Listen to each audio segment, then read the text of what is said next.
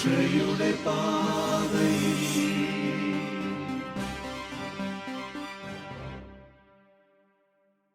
ഈശോമിശിഹായിക്ക് സ്തുതിയായിരിക്കട്ടെ. നമുക്ക് പ്രാർത്ഥനയോടെ ക്ലാസ്സിലേക്ക് പ്രവേശിക്കാം. സഹനത്തിൻ്റെ നിമിഷങ്ങളിലൂടെ കടന്നുപോയി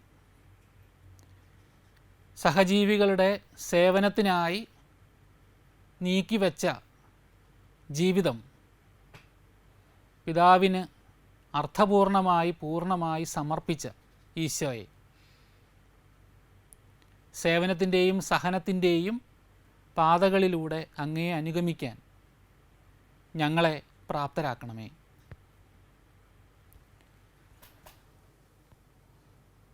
ഏഴാം പാഠത്തിലെ ഒന്നാം ഭാഗത്ത് നമ്മൾ കണ്ടത് ഈശോ എന്ന പ്രേഷിത പ്രവർത്തകനെയാണ്. ഈശോയുടെ പ്രാർത്ഥന, പ്രഘോഷണം, സഭ പ്രാർത്ഥനയിലൂടെയും പ്രഘോഷണത്തിലൂടെയും എങ്ങനെയാണ് പ്രേഷിത ദൗത്യം നിർവഹിക്കുന്നത്, ഇത്രയും കാര്യങ്ങൾ നമ്മൾ ചർച്ച ചെയ്തു. ആ പാഠത്തിൽ നാം മുന്നേ കണ്ടതുപോലെ പ്രേഷിത പ്രവർത്തനത്തിന് രണ്ട് മാർഗങ്ങൾ കൂടിയുണ്ട്. അവ സേവനവും സഹനവുമാണ്. സേവനം എന്നത് സ്നേഹത്തിൻ്റെ പ്രായോഗിക ആവിഷ്കാരമാണ്.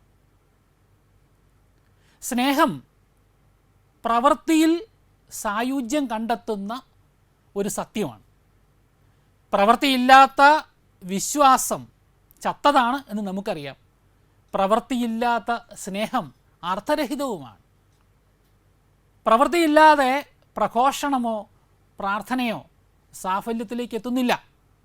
അതുകൊണ്ട് പ്രേഷിത പ്രവർത്തനത്തിൻ്റെ ഏറ്റവും പ്രധാനപ്പെട്ട ഒരു തലമാണ് സേവനത്തിൻ്റെ തലം. അതുപോലെ തന്നെ സഹനം.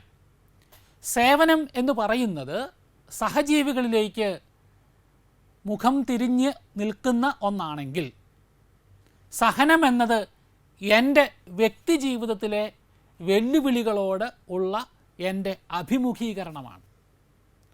വ്യക്തിജീവിതത്തിൽ സഹനം, സാമൂഹ ജീവിതത്തിൽ സേവനം, ഇവ പ്രേഷിത പ്രവർത്തന ജീവിതത്തിൻ്റെ സുപ്രധാനമായ ഒരു രണ്ട് വഴികളാണ്. അപ്പോൾ നമുക്ക് ഈ രണ്ട് വഴികളെക്കുറിച്ച് കൂടി ചർച്ച ചെയ്യാം. സഭയിൽ സേവനത്തിൻ്റെ മാതൃക എന്ന് പറയുന്നത് ഈശോ തന്നെയാണ്. നാം കഴിഞ്ഞ ക്ലാസ്സിൽ ആദ്യം കണ്ടതുപോലെ ജീവിതം മുഴുവനും വേദനിക്കുന്നവർക്ക് വേണ്ടി അതത് സാഹചര്യങ്ങളിലേക്ക് ഇറങ്ങിച്ചെല്ലുന്നതായിരുന്നു ഈശോയുടെ പ്രേഷിത ജീവിതം. അതുകൊണ്ട് സഭയ്ക്കും പ്രേഷിതയാവാതിരിക്കാൻ വയ്യ.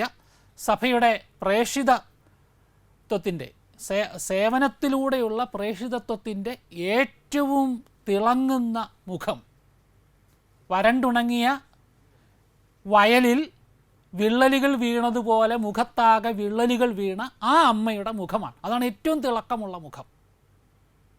ഒരിക്കൽ ഇതാ നിങ്ങളുടെ മുഖം പോലെ ഈ 18 വയസ്സ് കാലത്ത് ഇങ്ങനെ ഇരുന്ന മദർ തെരേസയാണ് നമുക്കൊക്കെ പരിചയമുള്ള അമ്മയായിട്ട് മാറുന്നത്. സ്വയം വേദനിക്കുന്നതുവരെ സ്നേഹിച്ചുകൊണ്ടേയിരിക്കണം, അവർക്കായി സ്വയം നൽകിക്കൊണ്ടേയിരിക്കണം. സാധാരണ സംഗതികൾ അസാധാരണ സ്നേഹത്തോടെ ഈശോ ചെയ്തു. ഇതാണ് എൻ്റെ പ്രേഷിത ദൗത്യം. മദർ തെരേസയുടെ വാക്കുകളാണ്. നോക്കൂ, ഈ ഒരു പ്രേഷിത പ്രവർത്തന മാർഗത്തെ, സേവനത്തെ സഹനത്തോട് ചേർത്ത് വെച്ചുകൊണ്ട് തന്നെ നമുക്ക് മനസ്സിലാക്കാൻ ശ്രമിക്കുമ്പോൾ ഒരു കാര്യം മനസ്സിലാവും.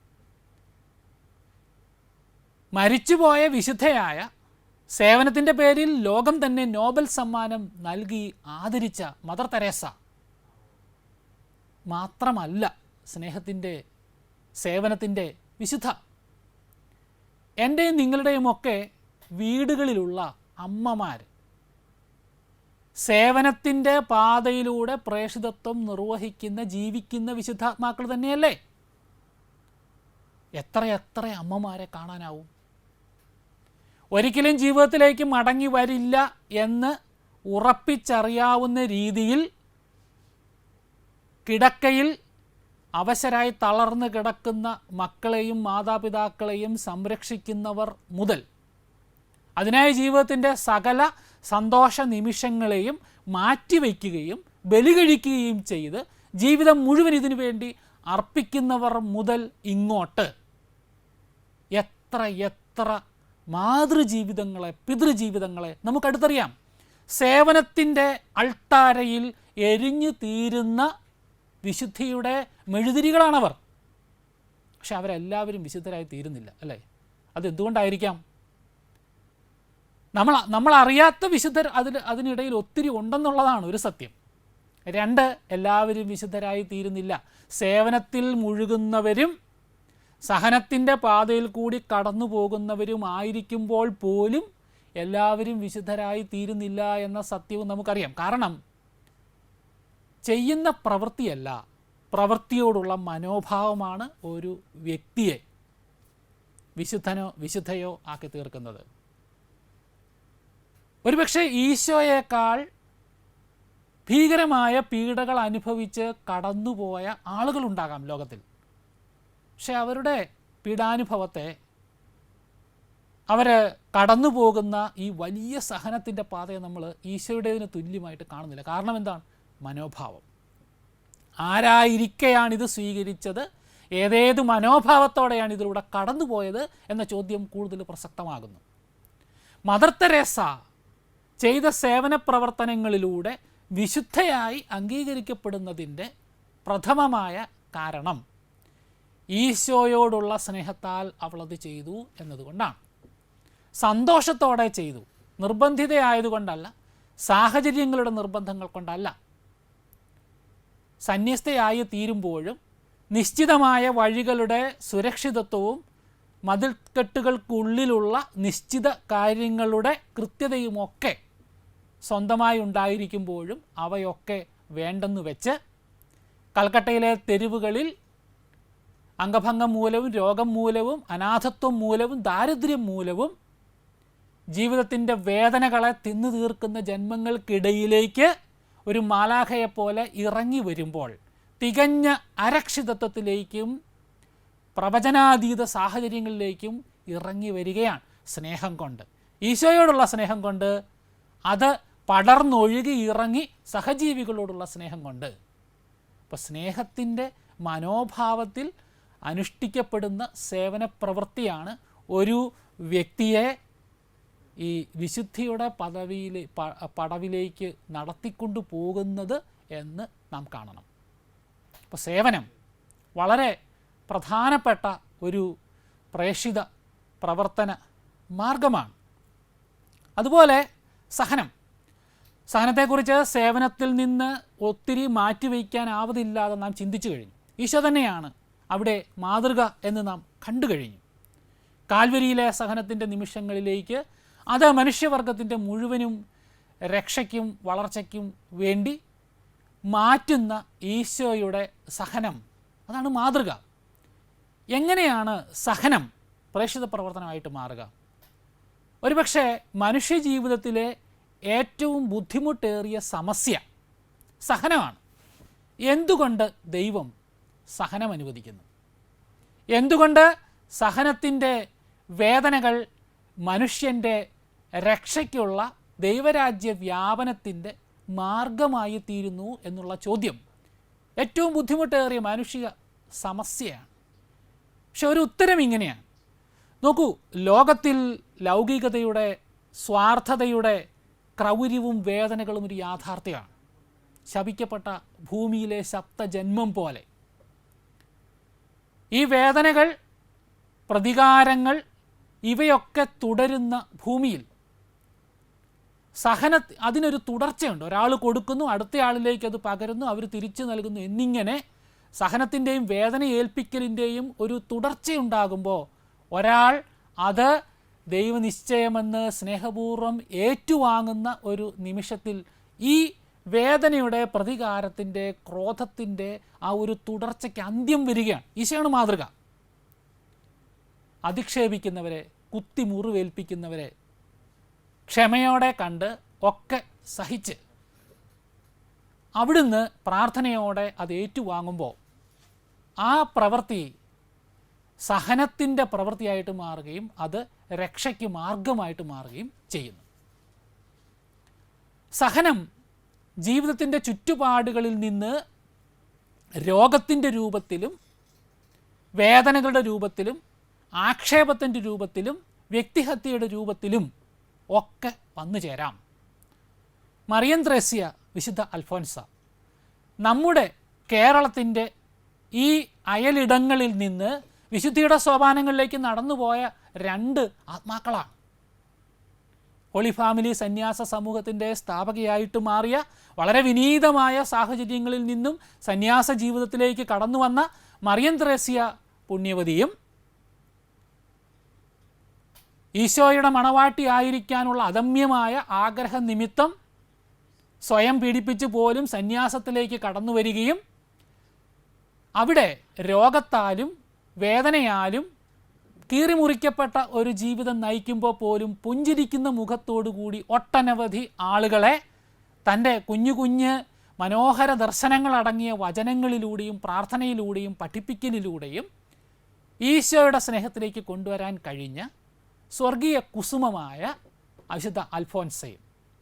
ഇവർ 2 പേരും സഹനത്തിൻ്റെ അർത്ഥതലങ്ങൾ, എങ്ങനെയാണ് സഹനത്തിൻ്റെ ശരമാരികളെ, തീമഴകളെ ഏറ്റുവാങ്ങി അവ അനുഗ്രഹത്തിൻ്റെ പനീർമാരികളായി പുറത്തേക്ക് നൽകുന്നതിന് മനുഷ്യ വ്യക്തികൾക്ക് സാധിക്കുന്നത് എന്നുള്ളതിൻ്റെ നിദർശനങ്ങളായി പ്രശോഭിക്കുന്നവരാണ്.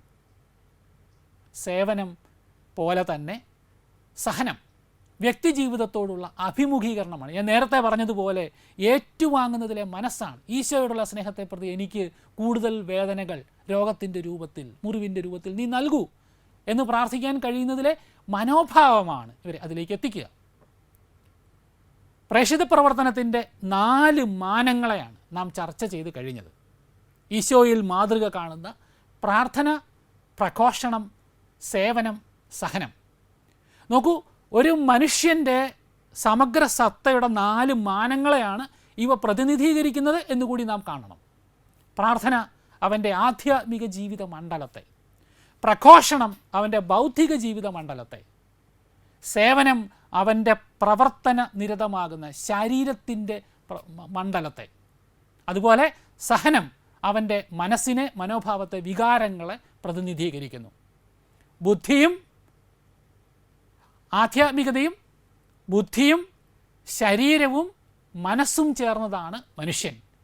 ഈ 4 തലങ്ങളും സമഗ്രമായി ഈശോയുടെ മാതൃക അനുസരിക്കുന്നതും പിതാവിൻ്റെ ഇഷ്ടം നിറവേറ്റുന്നതുമായി തീരുക എന്നതാണ് പ്രേക്ഷിത പ്രവർത്തനത്തിൻ്റെ പൂർണ്ണതയുടെ അർത്ഥം. പ്രേക്ഷിത പ്രവർത്തനത്തിൻ്റെ 4 മാതൃകകൾ, 4 മാർഗങ്ങളെ ഒരാൾ പിന്തുടരുമ്പോൾ അടിസ്ഥാനപരമായി സംഭവിക്കുന്നത് ആ വ്യക്തിയുടെ ആത്മാവും ബുദ്ധിയും ശരീരവും മനസ്സും പ്രേക്ഷിത പ്രവർത്തനത്തിനായി പൂർണ്ണമായി സമർപ്പിക്കപ്പെടുന്നു എന്നുള്ളതാണ്. ഈ 4 മണ്ഡലങ്ങളിലാണ് ഈ 4 മാർഗങ്ങൾ ഉരുത്തിരിഞ്ഞ് വളർന്ന് യാഥാർത്ഥ്യമായി തീരുന്നത്. എൻ്റെ മനവും തനുവും എൻ്റെ ആത്മാവും എൻ്റെ പ്രാണനും എൻ്റെ നാഥൻ്റെ ദൗത്യത്തിൻ്റെ തുടർച്ചയായി തീരുന്നതിന് ഞാൻ ആഗ്രഹിക്കുകയും സമർപ്പിക്കുകയും ചെയ്യുന്നതിലാണ് സഭയുടെ പ്രേക്ഷിത പ്രവർത്തനത്തിൻ്റെ തനിമയിരിക്കുന്നത്. എൻ്റെ ആത്മാർത്ഥത, എൻ്റെ സത്യസന്ധത, എൻ്റെ സമർപ്പണം, അതാണ് ഇവിടെ ആവശ്യം.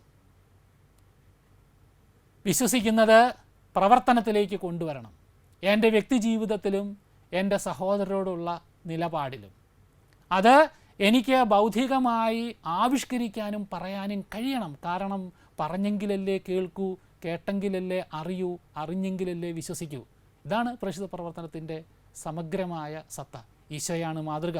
കാരണം അവൻ അങ്ങനെയാണ് വഴിയും സത്യവും ജീവനുമായത്. നമുക്ക് പ്രാർത്ഥിച്ചുകൊണ്ട് ഈ ക്ലാസ് അവസാനിപ്പിക്കാം. ഈശോയെ,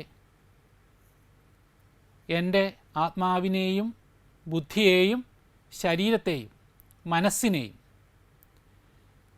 അങ്ങ് പഠിപ്പിച്ച വിശ്വാസ സത്യങ്ങളിൽ മുഴുകി ജീവിക്കുന്നതിനും അവ എൻ്റെ പ്രേക്ഷിത പ്രവർത്തന മാർഗങ്ങളായി ആവിഷ്കരിക്കുന്നതിനും അങ്ങേ പരിശുദ്ധാത്മാവിനെ അയച്ച് എന്നെ ശക്തിപ്പെടുത്തണമേ. ശംശിയായിക്ക് സ്തുതിയായിരിക്കട്ടെ.